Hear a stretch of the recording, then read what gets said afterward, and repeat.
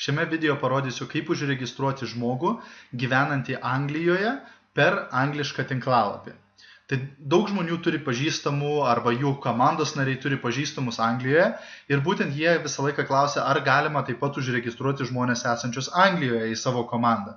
Ir taip, be abejo galima, bet juos reikia registruoti per anglišką tinklalapį, kadangi jie pirks produktus iš Anglijos ofiso ir būtent jie turi būti užregistruoti per tą tinklalapį. Bet kartais žmonės tiesiog anglų kalbos galbūt nemoka ir panašiai ir nelabai žino, kaip ten užregistruotą žmogų. Tai būtent šitam video pažingsniui parodysiu, kaip visą tai padaryti. Tai pirmiausia, keliaujam į Anglijos tinklapį, kuris yra uk.fmworld.com. Ir kai čia atkeliaujam, matom šitą vaizdą ir čia žemiau yra būtent vidurinis mygtukas Register Online, kas reiškia užregistruoti internetu. Spaudžiam ant žodelio More ir atsidaro naujas langas su registracijos forma. Ir va šiek tiek paaiškinsiu, kaip užpildyti tą registracijos formą.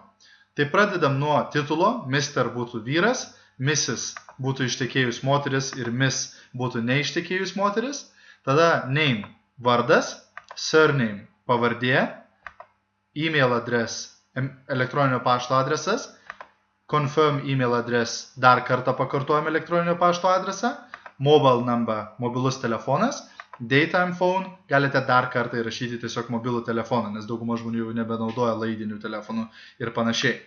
Tada date of birth yra gimimo data, tai čia paspaudus atsiranda tokia lentelė, čia pasirenkat metus, čia pasirenkat mėnesį, mėnesiai aišku sausis, vasaris, kovas, balandis, gegužė, birželis, liepa, rugpjūtis ir panašiai, galite atsiskaičiuoti 1, 2, 3 ir pagal lietuviškus išsiverst. Ir galiausiai dieną pasirenkam čia, paspaudžiam ant kurios dienos. Tada čia kur company, beveik be išimties visą laiką pasirenkate other. Tai nesirenkate limited, nesirenkate partnership, o renkatės other. Ir tada address yra adresas. Tai būtent pirmiausia rašo house flat number, tai bus namo numeris arba buto numeris. Tada street bus gatvės pavadinimas, postcode bus pašto kodas. Dažniausiai tai yra raidė, skaičius, raidė. Bet priklausomai nuo kurioje vietoje žmogus yra, bet pašto kodas visą laiką bus. Ir pašto kodą labai svarbu įrašyti, dėl to, kad Anglija pristato viską pagal pašto kodą. Ir miestas, ir aišku, United Kingdom paliksim, taip. Ir status klausia, ar preferred customer, ar distributor. Tai Anglijoje yra du statusai, žmogus gali užsiregistruoti kaip preferred customer, kaip klientas ir pirkti iš kompanijos tiesiogiai produktus platintojo kainą, bet jisai tiesiog naudoja savo, jisai negali registruoti po savim žmonių, jisai negali kurti komandos ir taip toliau. Arba antras statusas yra distributor, kas yra verslo partneris. Ir šitas žmogus tada gali jau ir kurti komandą ir panašiai. Bet Anglijoje yra būtina įsigyti startinę pakuotę, norint tapti būtent verslo partneriu, norint tapti distributorium. Reiškia, tada tas žmogus turės įsigyti startinę pakuotę ir šiuo metu Anglijoje yra 3 skirtingos pakuotės. Pirma yra mini startinė pakuotė su 20 populiariausių mėginukų ir visais katalogais. Jinai kainuoja 11 svarų 50. Tada yra vidutinė startinė pakuotė, kurioje yra visi 150 mėginukų ir visi katalogai. Jinai kainuoja 48 svarai 50. Ir galiausiai yra didelė startinė pakuotė, kurioje yra vėlgi visi 150 mėginukų, visi katalogai, bet dar priedo yra kavos mėginėliai, makiažo mėginėliai, dar daugiau katalogų, visokių lankstinukų, registracijos formų ir panašiai. Ir ta startinė pakuotė kainuoja 59 svarus 99.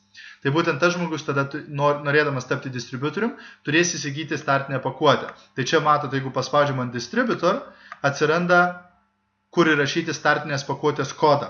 Jeigu tas žmogus dar neįsigijo, viskas gerai, galite palikti čia tuščią ir tada tas žmogus galės, darydamas savo pirmą užsakymą, užsisakyti startinę pakuotę, kurią jisai nori ir tada gavęs tą startinę pakuotę turės skambtelti į ofisą FMO ir pasakyti kodą, kuris buvo startinėje pakuotėje, tada užregistruos tą kodą ant jo ir jisai taps distributorius. Na ir tada turime sponsor number. Čia būtent yra jūsų būtent kaip rėmėjo numeris. Jeigu jūs čia neįrašysite savo numerio, tas žmogus neatsiras jūsų komandoje. Tai būtent čia svarbu įrašyti teisingai savo būtent ID numerį, kurį jūs gavote, kai jūs užsiregistravote į FM. Taip? Tai greičiausiai bus 21 ir tada skaičiukai būtent jūsų ID numeris. Ir jūs, kai įrašote savo numerį, sakykime, aš įvedu savo, ne savo įrašiau. Taip, jeigu įvedu savo ID numeriuką, iš karto aš matau savo inicialus, taip, Gediminas Grinevičius. Tai tokiu būdu jūs įvedę savo ID numerį, iš karto čia pamatysit savo inicialus.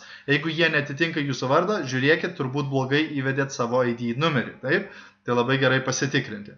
Na ir tada yra čia sąlygos. Tai Anglijoje darant registraciją, visas dėžutės dedame varnelę yes, yes, yes. Taip, reiškia, visos dėžutės arba įdedam varnelę, arba pažymim yes. Ir tada apačioje formos dar yra parašas. Reiškia, vėl įvedam dar kartelį, įvedam to žmogaus, kurį registruojame, vardą ir pavardę. Taip, tai ką įvedė čia viršui, tą patį čia apačioje įvedė dar kartą, vardas, pavardė. Ir, aišku, kai pildysit šitą formą, be lietuviškų raidžių, nes lietuviškas raidės šitoje formoje nepraeis, nes čia angliška registracija. Tai jeigu, sakykime, Grinevičius, rašysite Grinevicius, tai be č, be varnelės ir panašiai. Ir tas pats čia parašė vardą, pavardę, kai rašysite, tai be lietuviškų raidžių. Ir spaudžiate send form. Ir tada žmogus gaus vėlgi elektroninį laišką iš kompanijos su aktyvacinė nuoroda. Jisai turės paspausti ant to aktyvacinės nuorodos, kad pabaigti registraciją ir tada gaus dar vieną elektroninį laišką su ID numeriuku ir slaptažodžiu ir galės pradėti užsisakinėti produktus, pradėti registruoti žmonės, jeigu distributorium pasirinko būti ir statyti komandą. Taip, tikiuosi video buvo naudingas, geros dienos.